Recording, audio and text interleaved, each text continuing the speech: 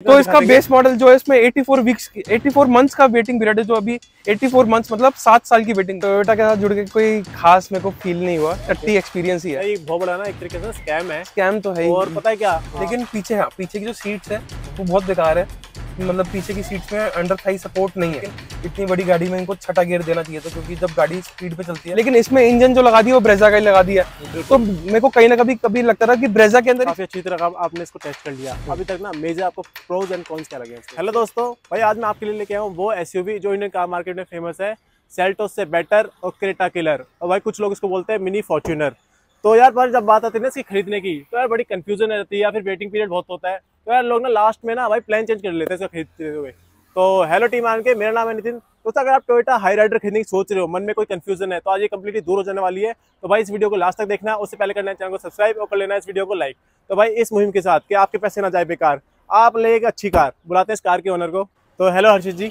Hello Nitin ji, welcome to RNK autos. Thank you for. भाई जैसे हमारे सारे प्यारे व्यूअर्स जानते हैं कि हम अपने हर एक ओनर को एक छोटा सा गिफ्ट देते हैं, तो ये सर एक छोटा सा token of love. Thank you so much sir. तो हर्षित जी, वीडियो शुरू करने से पहले ना एक छोटा सा इंट्रो हो जाए आपका।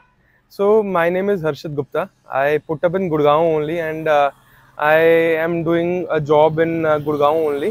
तो हर्षित जी आप आते हैं इस कार पे, तो भाई ये आते हैं मिड साइज एसयूवी की रेंज में। तो खास करना इस पे जो इस मार्केट में राज कर रही है क्रेटा, और फिर आती है सेल्टोस, और फिर आती है भाई अपनी मारुति सुजुकी की ग्रैंड विटारा। तो सर इतनी ज्यादा कंपटीशन मार्केट में कैसे चूज कर ली है? So basically मेरा मन तो ग्रैंड विटारा या हाई राइडर लेने का ही था। क्योंकि मेरी गाड़ी चलनी है सिटी में ही, मेरे को लॉन्ग ट्रिप्स में मेरा मतलब अभी है नहीं, मेरा नॉर्मल सिटी में चलनी है, तो मेरे को माइलेज के लिए गाड़ी लेनी थी। तो मेरे को माइलेज के लिए गाड़ी लेनी थी, मेरे को बेस्ट था। इससे पहले मैं डिजायर चला चुका हूँ 8-10 साल, और अभी करंटली मैं ब्रेजा चला रहा था। अभी मेरे पास ब्रेजा भी है, तो उसकी भी एवरेज मेरे को 14-15 की आ रही थी। तो मेरे मन में तो ये तो पक्का ही था कि मेरे को ग्रैंड विटारा ही लेनी है। लेकिन सिंस मैं इतने सालों से मारुति के लोगों के साथ ही कोई गाड़ी चला रहा था, तो मेरे को लगा कि टोयोटा का लोगो हो जाएगा, तो रीबैज के साथ है, कहीं ना कहीं लुक्स भी ज्यादा बेटर है। और ये टोयोटा की पहली गाड़ी है, अगर आप देखोगे जो इससे पहले गाड़ी आ चुकी है, अर्बन क्रूजर या ग्लैंजा, सबका लुक्स बिल्कुल सेम है, लेकिन ये पहली गाड़ी है जिसका लुक्स बिल्कुल ही अलग है आगे पीछे से, और ज्यादा बेटर मेरे को लगी कहीं ना कहीं ये मतलब टोयोटा की। मतलब मेरा ये सवाल है एक्चुअली ना, इसमें ना जो राज करती क्रेटा करती सबको पता है, आंख मीच के लोग लेते हैं। सर थोड़ा बहुत मन नहीं किया कि मैं भी भीड़ क्रेटा का मन तो था मेरा, लेकिन क्रेटा का जितना मैंने सुना कि क्रेटा के अंदर थोड़ी माइलेज तो कम है, माइलेज के चक्कर में मैंने ये ली। लेकिन नो डाउट मैंने क्रेटा भी चलाई थी, तो क्रेटा है तो थोड़ी पावरफुल है, क्योंकि ये 102 bhp गाड़ी है, और क्रेटा का अगर बेस मॉडल देखोगे वो 115 bhp है। तो माइलेज का तो थोड़ा बहुत तो मतलब इसके अंदर माइलेज बेटर है, लेकिन अगर आपको पावरफुल गाड़ी चाहिए तो क्रेटा थोड़ी बेटर रहेगी। तो जैसे कि ना आप कह रहे हो भाई, मेन जो इशू था ना खरीदते हुए आपके लिए माइलेज ही था। आप कह रहे हो कि ना कंपनी प्रमोट कर रही है कि हाइब्रिड आता है इसमें, हाइब्रिड के साथ ना ये माइलेज अच्छी देता है। तो सर आपका जो था कि भाई आपको अच्छी माइलेज वाली कार लेनी है, तो सच में इसने वो माइलेज आपको निकाल के दी है? तो इसने माइलेज निकाल के दी है। अगर जैसे मैं आपको बताऊं, अगर मेरे 3-4 अभी अगर लॉन्ग ट्रिप्स लगे भी है, जैसे लुधियाना में या राजस्थान में, तो मैं 80 की स्पीड पे अगर लेके चलता हूँ, 80-90 पे, तो मेरे को गाड़ी डिसेंट 21-22 की एवरेज देती है हाईवे पे। और मेरे को ब्रेजा से भी ज्यादा ही दे रही थी। और अगर मैं सिटी की बात करूँ तो मेरे को डिसेंट 14 की दे रही है, एवरेज 14 की दे रही है। लेकिन मेरे को लग रहा है क्योंकि गाड़ी ज्यादा 1 साल ही हुआ है, तो अभी और बढ़ जाएगी एवरेज। और अभी मैंने रिसेंटली इसकी 1 ईयर की सर्विस भी कराई है, तो उसके बाद मेरे को थोड़ी गाड़ी और बेटर थोड़ा माइलेज देनी शुरू कर दिया, रिफाइंड होना थोड़ा शुरू हो गया। बाकी ना आप जैसे कह रहे हो इंजन वगैरह, बाकी जो परफॉर्मेंस वगैरह ना, तो ना इसके इंजन की ही डीप में एक बार बात कर लेते हैं। वैसे इसमें आता है आपका 4 सिलेंडर इंजन आता है, जो कि 1500 सीसी का है, 89 bhp, 113 Nm का टॉर्क जनरेट कर रही है। तो हाँ, साइज के हिसाब से लोग कहते हैं। तो अभी तक ना आपका एक्सपीरियंस क्या रहा है इसका? लाइक आपको लग रहा है लाइक अंडर पावर है, आपको लग रहा है इस साइज के लिए सफिशिएंट है? इससे पहले जब मैं आपको बताया कि मैं 3 साल जैसे ब्रेजा चला चुका हूँ, तो ब्रेजा का भी बिल्कुल सेम इंजन है, 102 bhp की गाड़ी है वो भी। तो अब अगर इसकी बात करें तो मारुति को इतना ट्रोल किया गया, तो मारुति ने अपने गाड़ी का वेट तो बढ़ाया है, इसकी बिल्ड क्वालिटी बेटर है, लेकिन इसमें इंजन जो लगा दिया वो ब्रेजा का ही लगा दिया। तो मेरे को कहीं ना कभी लगता था कि ब्रेजा के अंदर ही 6 गियर होने चाहिए थे, लेकिन इसके अंदर भी 5 गियर ही है। ठीक है, तो मेरे को कभी ना कभी गाड़ी फर्स्ट और सेकंड गियर पे मेरे को अंडर पावर जरूर फील होती है, उसमें कोई डाउट नहीं। इनिशियली अंडर पावर कभी कभी फील होती है। हाई आरपीएम्स पे कैसी परफॉर्मेंस है? हाई आरपीएम पे बिल्कुल नॉर्मल परफॉर्म करती है, उसमें कभी मेरे को थर्ड गियर या फोर्थ गियर पे कभी कोई दिक्कत महसूस नहीं है, बल्कि मेरे को तेज ही लगती है, उसमें कोई ऐसा फील नहीं होता कुछ। अच्छा हर्षित जी, ये एक सवाल तो रह गया कि भाई ये वेरिएंट कौन सा है और कितने की आपको पड़ गई थी? सो ये गाड़ी बेस मॉडल है, ई मॉडल, और ये नॉन हाइब्रिड गाड़ी है, मतलब नियो ड्राइव। तो ये गाड़ी मुझे ऑन रोड उस टाइम मतलब अप्रैल 2023 के अंदर ये गाड़ी मेरे को 12 लाख की पड़ी। 12 लाख इंक्लूडिंग आपका extended warranty, 2 years extended warranty. तो इस 12 लाख के अंदर 10,000 रुपए का टीसीएस भी था, जो मेरे को आईटीआर के अंदर मैं क्लेम कर सकता हूँ। तो नेट में गाड़ी अगर आप मेरे को टीसीएस में आईटीआर में क्लेम कर लूंगा तो 11,90,000 की ऑन रोड पड़ी। उसके बाद लेकिन मेरे को जो शोरूम ने जो कंडीशन लगाई थी, क्योंकि मेरे को ये गाड़ी 5-6 दिन के अंदर मिल गई थी हिसार के शोरूम से, तो उन्होंने पहले बोला था कि 1 लाख रुपए की एक्सेसरीज लेनी है, तो जो नेगोशिएट करके मैं 60,000 रुपए लेके आया। यार ये बहुत बड़ा ना एक तरीके से स्कैम है। स्कैम तो है। और पता है क्या, कस्टमर्स का ना उनका ना मिसयूज करते हैं, उनकी वांट्स को, उनके नीड्स से दिखता है ना भाई कस्टमर इतना खुश होकर आ रहा लेना चाह रहा है, तो ये सोचते हैं कि यार भाई चुपका दो अपनी एक्सेसरीज। ऑल्दो मेरे को कस्टमर सोचता है कि भाई जब लेनी है तो ले लो। करेक्ट। ऑल्दो मेरे को उसी टाइम बिना कोई कंडीशन के मारुति ग्रैंड विटारा मिल रही थी, लेकिन मेरे को ग्रैंड विटारा का जो अंदर का जो इंटीरियर है वो थोड़ा पिंक कलर के अंदर मेरे को पसंद नहीं आया। पिंकिश लगा और ये ब्लैक कलर में है, तो मेरे को लगा कि मेरे को यही ज्यादा बेटर है। और अब मेरे को देखो एक्सेसरीज मेरे को लगवानी थी, मेरे को कहीं ना कहीं अलॉय व्हील्स लगवाने थे जो 56,000 के आते हैं। ऑल्दो वो एक्सेसरीज का पार्ट नहीं होता, ओईएम का पार्ट होता है, लेकिन अगर साइड स्टेप की बात करें या अंदर म्यूजिक सिस्टम, तो वो 30 से 35,000 का लगना ही था। तो जो फालतू की एक्सेसरीज लगी, मेरे को कहीं ना कहीं लगा कि 15-20,000 का 15,000 रुपए की एक्सेसरीज फालतू लगी। और उसके साथ उन्होंने मेरे को इस 60,000 के अंदर मेरे को 8-10,000 का एक स्माइल पैक होता है, जो एक प्रीपेड वॉलेट होता है, कि अगर बाद में अगर आप अपनी कोई सर्विस वगैरह करा रहे हो तो उस वॉलेट में से पैसे डिडक्ट होते रहेंगे। ये नाइस है, एक तरीके से वॉलेट है। अच्छा सर, अब बात करते हैं इस कार में ना, एक ना थोड़ा ना डीमेरिट कह लो या फिर मिथ कह लो, या ना बहुत ज्यादा चीज है कि ना जो मारुति कार है, क्योंकि है तो ये रीबैजी सर, है ना, मारुति कार ना सेफ्टी वाइज ना इतनी अच्छी नहीं है। बाकी ये आती 4 स्टार में, ग्रैंड विटारा 4 स्टार में आते हैं, दोनों सेम प्लेटफॉर्म पे। तो अभी तक ना हर्षित को सेफ्टी वाइज अभी तक क्या अच्छी लगी? मैं जैसे मैं अभी ब्रेजा भी चलाता हूँ, दोनों गाड़ी चला रहा हूँ, तो जमीन आसमान का फर्क है। ब्रेजा का मैं जो डोर खोलता हूँ बिल्कुल लाइट है, लेकिन अगर आप इसका डोर खोलोगे तो बहुत हैवी फील होता है। अगर आपने अभी इसका बोनेट भी खोला था तो आपको हैवी फील हुआ होगा। तो इसके अंदर मारुति को जो इतना ट्रोल किया गया, उसका मारुति ने काम तो देखो किया है, 100-125 किलो तो बढ़ाया है।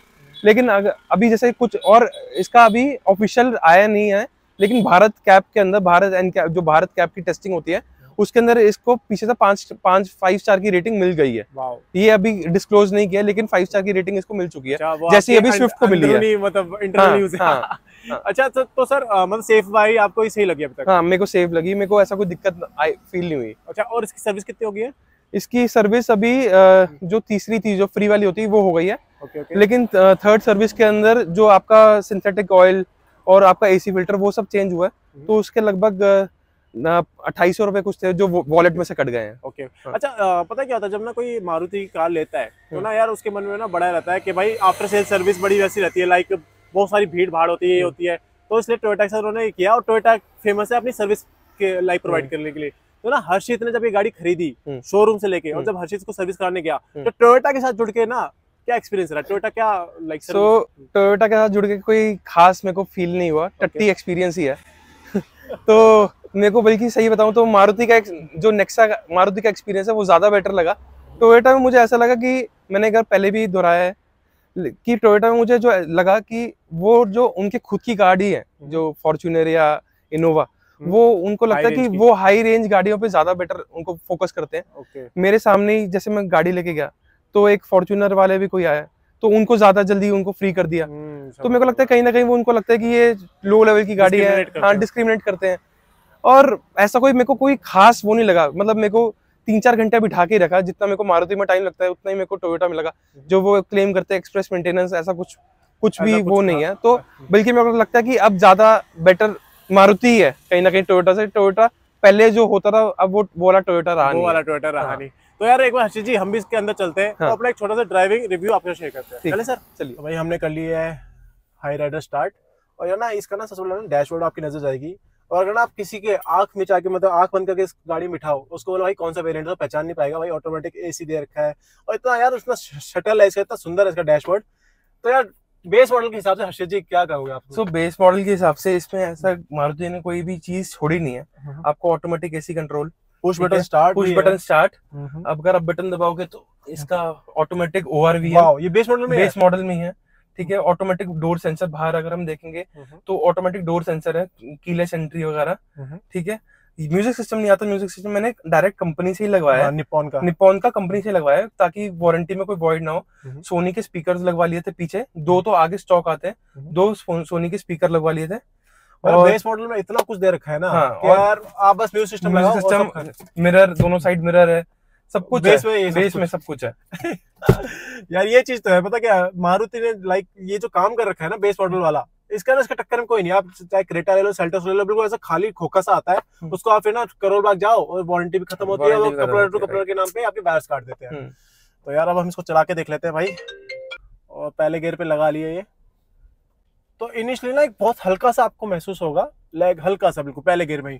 बाकी जैसे मैं स्विच करता हूँ सेकंड गियर पे, हाँ थोड़ा सा है, थोड़ा सा आप जैसे कह रहे थे ना सर के ब्रेजा वाला ही इंजन है, मतलब बॉडी वेट तो बढ़ गया पर इंजन वही है, तो उस चीज में थोड़ा है। बाकी इसका टर्निंग रेडियस वगैरह तो यार सब बढ़िया है, सब बढ़िया है। बात करते हैं इसका 5 स्पीड ट्रांसमिशन आता है इसमें। बाकी जो इसका कंप्रेशन रहता है 6 स्पीड ट्रांसमिशन से रहता है क्रेटा सेल्टोस।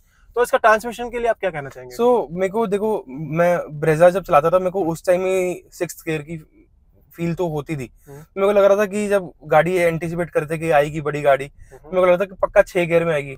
लेकिन इनके पार्ट शेयरिंग है, आई डोंट नो कि सेम इंजन लगाए तो इन्होंने 5 गियर ही लगा दिए। लेकिन इतनी बड़ी गाड़ी में इनको 6ठा गियर देना चाहिए था, क्योंकि जब गाड़ी स्पीड पे चलती है तो फील तो होता है कि 6th गियर होना चाहिए, एक कमी फील होती है।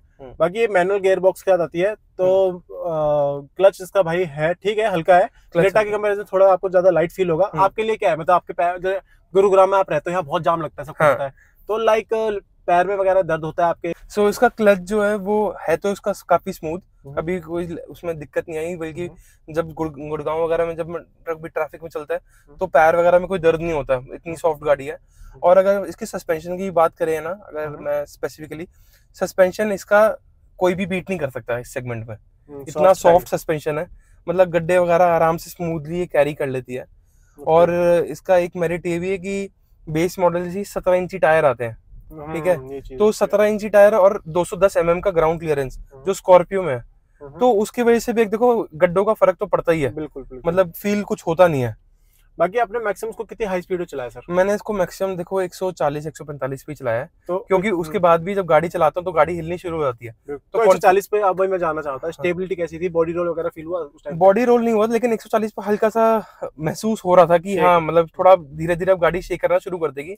ऑल्दो इससे पहले मैं एक बार जब मेरे पास जो डिजायर थी आज से 5-6 साल पहले, मैंने 160-165 पे चलाया था, तो उसमें मेरे को कोई दिक्कत हुई नहीं थी। लेकिन आई डोंट नो कि इसमें ऐसा क्यों, मतलब अब मतलब थोड़ा ट्रस्ट भी कम रहता है ना कि मारुति का थोड़ा है। तो यार जब आप 140 वगैरह चलाई तो आपने कोई पैनिक ब्रेकिंग वगैरह की है इस गाड़ी से? नहीं, मैंने ऐसा नहीं किया। तो ब्रेकिंग वाइज कैसी लगी? ब्रेकिंग वाइज अच्छा, मैंने इमरजेंसी में ब्रेक्स तो लगी हैं, और ब्रेक इसकी स्ट्रॉन्ग है, इसकी नो डाउट इसकी ब्रेक स्ट्रॉन्ग है। ब्रेक वाइज आपको सही लगा? बाकी ना इसकी एसी की परफॉर्मेंस हम जान लेते हैं। एसी की परफॉर्मेंस काफी अच्छी है, एसी इसका बहुत ज्यादा पावरफुल है। ओके। मतलब 2 मिनट के अंदर ही ये पूरा कैबिन ठंडा कर देता है। पीछे भी एसी है इसका, और इसका ऑटोमेटिक एसी, अगर मैं इसको एसी को ऑटोमेटिक ऐसे चला कर दूं तो ये अपने आप ही ऑटोमेटिक ये एसी एडजस्ट कर दिया, तो की स्पीड वगैरह बढ़ जाती है और कैबिन और जल्दी ठंडा कर देता है। तो सर वैसे तो ये 5 सीटर आती है, पर जो लाइक कंपटीशन रहता है ना, बाकी जो मिड साइज एसयूवी है, लोग ना बड़ा कहते हैं 4 सीटर ही रहती है। तो आप हर्षित के लिए ये क्या है, 5 सीटर है, 4 सीटर है, तो मतलब पीछे का इसका साइज तो ठीक है। मतलब अगर मेरी कभी फैमिली जा रही है तो हम 5 लोग आराम से बैठ जाते हैं, as oppose to high rider जिसमें हम 5 लोग पीछे, 3 लोग पीछे फंस जाते थे। तो इसके अंदर 3 लोग जो बैठते हैं तो उसमें कोई दिक्कत नहीं होती। लेकिन पीछे की जो सीट्स है वो बहुत बेकार है। मतलब पीछे की सीट्स में अंडर थाई सपोर्ट नहीं है, जो तो थोड़ा सा डिस्कम्फर्ट होता है। लेकिन मोस्टली अभी अगर मैं देखूं 8000 किलोमीटर में से हार्डली तो 7000 किलोमीटर तो मैंने गाड़ी अकेले ही चलाई होगी ऑफिस वगैरह आने से। हार्डली 500-1000 किलोमीटर होगा जिसमें फैमिली साथ में बैठी होगी पीछे। तो ठीक है, मतलब उसको इग्नोर भी करा जा सकता है। बाकी इसकी सीट्स की अगर बात हो रही है तो इसकी जो आगे की सीट थी, मैंने अगर पहले भी एक वीडियो में बोला था और मैं इसमें बोलूंगा कि पहले इसकी जो सीट्स है आगे की वो बिल्कुल भी कंफर्टेबल नहीं थी। तो इसकी जो आगे की सीट थी, उसकी जो बकेट थी वो ज्यादा नैरो थी, और अगर किसी की बिल्ट मेरी तरह है, थोड़ा हैवी है, तो उसकी पीठ में थोड़ा दर्द हो जाएगा, ठीक है। तो मेरे को पहले जब मैंने टेस्ट ड्राइव ली, तो टेस्ट ड्राइव में वो हार्डली 3-4 किलोमीटर गाड़ी चलवाते हैं, 10 मिनट टेस्ट ड्राइव में चलती है तो पता नहीं लगता। मैंने गाड़ी 3-4 दिन जब मैं खरीद के लेकर आया, 3-4 दिन चलाई तो मेरी सर्वाइकल बढ़ गई। तो इसकी जो सीट्स, जो इसकी बकेट थी ना, वो आगे की निकली हुई थी, तो मैं पूरा फिट नहीं आ पा रहा था अगर और मेरी तरह किसी की बिल्ट है। तो मेरे पास ब्रेजा भी थी, मैंने आपको 2020 मॉडल ब्रेजा, तो मैंने जस्ट ट्राई पर्पस के लिए मैं इसको गाड़ी को एक कार के एक्सेसरीज वाले के पास ले गया, मैंने सीट खुलवा ली और ब्रेजा की सीटें इसमें लगवा ली, इसकी सीटें ब्रेजा में लगवा ली। तो वो गाड़ी एक्चुअली मेरे डैड चलाते हैं, तो वो उनकी बिल्ट मेरे से काफी वो मेरे से पतले हैं, तो उनको ऐसा कोई फील नहीं हो रहा अब वो ब्रेजा में जो वो वाली जो इसकी सीटें लगी है, तो वो चला पा रहे, और मेरा पर्पस भी सॉल्व हो गया, क्योंकि ब्रेजा की सीटें है तो देखो चौड़ी, 2020 मॉडल की पहले वाला। हाँ, पहले वाला। मतलब यार ये बहुत बड़ी बात है, बंदे ने ना ग्रैंड विटारा की सीट चेंज करा के उसकी जो नीचे वाले जो कार आती है ब्रेजा, उसकी सीट लगवा दी, ब्रेजा की सीटें हाईराइडर में लगवा दी और हाईराइडर की सीटें उसमें ब्रेजा में लगवा दी। ये तो बड़ा है। और ना यार ना एक ना बड़ा ना इशू रहता है खासकर ग्रैंड विटारा और हाईराइडर के साथ कि ना इसका रिवर्स गियर लोग कहते हैं अटकता है, पहली बार एंगेज नहीं होता। नहीं, ऐसा कुछ नहीं है। रिवर्स गियर करके देखो बहुत मतलब अगर 20 में से एक बार अगर लॉक हो गया, तो आपको क्या करना है कि क्लच दबा के फर्स्ट गियर दबा दो और फिर रिवर्स दो, तो हो जाएगा। लेकिन वो 20 में से एक या 25 में से एक बार ही होता है। हाँ, वो कई बार ना मॉडल का कई लोगों के साथ होता है, उनके मॉडल में होता है। बाकी अभी हम इसको रिवर्स गियर लगा के देख लेते हैं, और भाई हमारे लिए तो पहली बार में लग गया, तो ऐसा सच कोई इशू आया नहीं। लोग बोलने को ये भी बोलते हैं कि गाड़ी जब हम पूरा यूटर्न लेते हैं तो गाड़ी का जो स्टीयरिंग व्हील है वो अपनी जगह पे आता नहीं, लेकिन ऐसा कुछ नहीं है, ये अपनी जगह पे वापस आ जाता है ऑटोमेटिकली। तो स्टीयरिंग रिस्पांस वगैरह बहुत बढ़िया है, इसका स्टीयरिंग रिस्पांस अच्छा है। अच्छा, उसमें ना लाइक बूट में ना कैसा स्पेस है, काफी है या आपको कम लगता है? बूट का स्पेस तो कम है। अगर मैं आपको भी खोल के दिखाऊंगा तो 3 बैग भी अगर मैं रखूं तो वो फंस जाते हैं। अच्छा, हाँ, तो वो स्पेस कम है।